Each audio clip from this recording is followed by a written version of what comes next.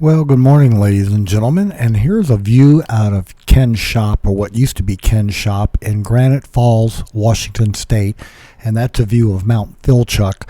It's a beautiful view from the shop he had. It's no wonder Ken loved that shop so much, because you were in a remote area, but you had a great view. But let's talk a little bit more about Ken's shop. We would like to ask you please subscribe, hit the like button, and hit the notify to stay current with our content. So even when you looked out the hangar doors and there's an airplane right there on the ramp ready to come in, you still have a great view. The nice thing is in the summer, there's a creek about a 3-mile walk away, and it's about a mile away, I'm sorry. It takes about 20 minutes to walk to it, but Ken's shop was always fun to work in. Lots of spare parts, lots of room to work in, and a paint booth built in. But anyway, getting back to Ken's shop, here's a picture of the master himself at his desk that I took in May of 2007. So there's Ken right there controlling his domain.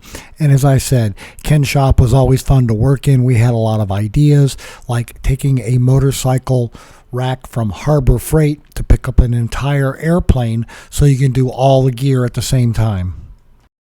And then there were the excursions we took, and here we are at Payne Field, and if you've ever seen a pull-up self-service gasoline pump at an airport, Payne Field has one. Nice to see. And here's Ken in front of his old hangar when he used to run AirMods at Payne Field, right there on the end of C-52. The ideal place where you want to have your shop, because you have a man door right there.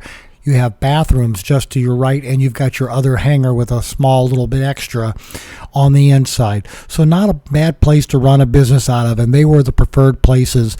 And that's why when Maynard Crosby passed away, the flight school there was next in line to go ahead and take over his old hangar. So here's a quick view of the jet deck at Payne Field. Hope you enjoyed it. Thanks for watching.